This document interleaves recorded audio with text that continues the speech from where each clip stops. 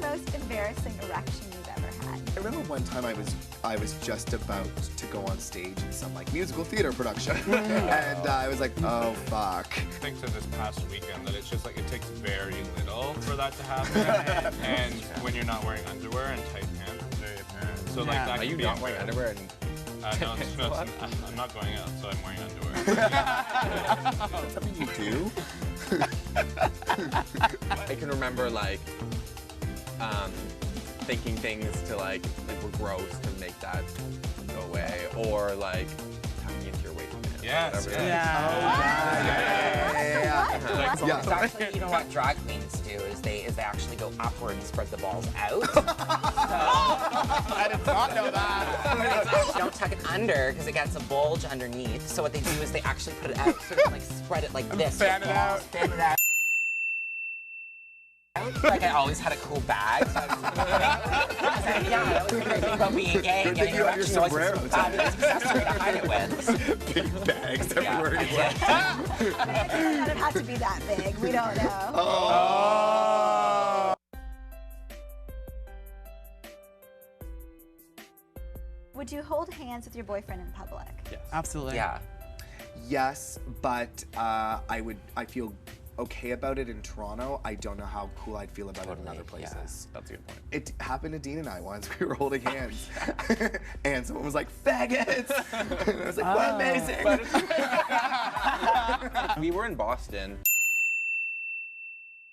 and we were in some shady liquor store, and we were just with friends. I walked up a friend, and I was like, like we could touch each other, because we're idiots. And then I was like, "Oh, I don't know if I can do this here," and I didn't necessarily feel Really? safe. I grew up in Ottawa, and I've always been extremely like open and non-judgmental. And I moved here, and I would look at guys who would hold hands walking down the street because it's just not something I saw often. Like it wasn't like I was judging, but it was just like, oh my god, like there's guys just like hold hands and walk down the street here, like not in like a gay neighborhood, but anywhere in Toronto.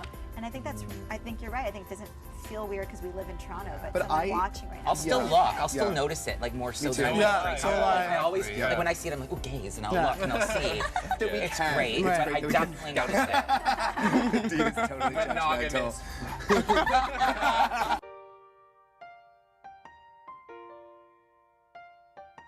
What's the longest friendship that you guys have ever had? I have a friend that I've been friends with since I was 9. 12 years. Wow, that's maybe even longer. My best friend Catherine, we met on the first day in high school, and we have remained like this close ever since. And she has lived all over the world. I don't know. I still have like friends that I've known like since elementary school, but it's been sort of off and on. We think that we seek out the people who are most like us, but actually we're seeking out the people who are most like us within a given area. A lot of friendships come out of circumstance and convenience. Right. I think that those friendships expire. Like convenient friendships, as soon as your circumstance change, they kind of drop off. I agree. I feel like we go through, like, I know I did this in university, and then when I graduated university, but you do the cleansing of the circle, and your circle just gets smaller. Right. It's the best It's feeling. so gratifying. Oh yeah, and it's like the Facebook cleanse, when it's just like, delete friend, delete friend, delete friend, delete. I don't believe in Facebook deletions at all. Really? Yeah. I'm surprised it's so you said hard. that. Only deleted. I feel like I just shocked you. What does it do for you? Like, what do you get out of it? Like, out of deleting like a person off your Facebook? You don't talk to them, and it's just like there, and you don't care. Then I don't know. You're not pretending that there's anything there when there isn't.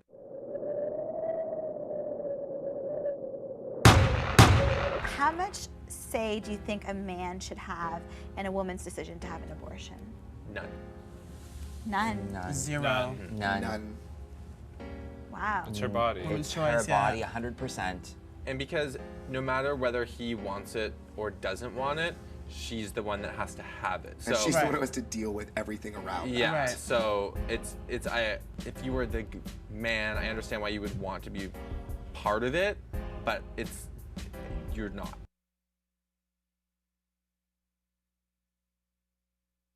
Who is the most influential man in your life? My dad. Not mine. I love him to death, and then I've forgiven and accepted who he is, for who he is, but there's no connection. It's just blood, and that's it.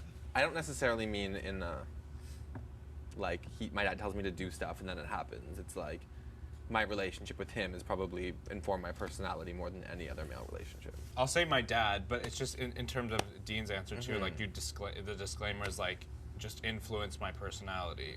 Right.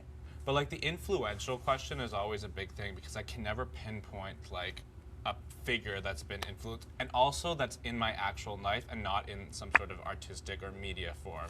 Do you know what I mean? Yeah. Like that's not a movie star, that's not some like gay icon. Like seriously though. Elton like, John. Perez Hilton. Currently, my boyfriend probably. Like, Cute. we do like a Yeah. like, you know what I mean? We definitely like influence each other, and yeah, he's really great. Sort of a difficult question, and I'm kind of racking my brain. Is it Jesus?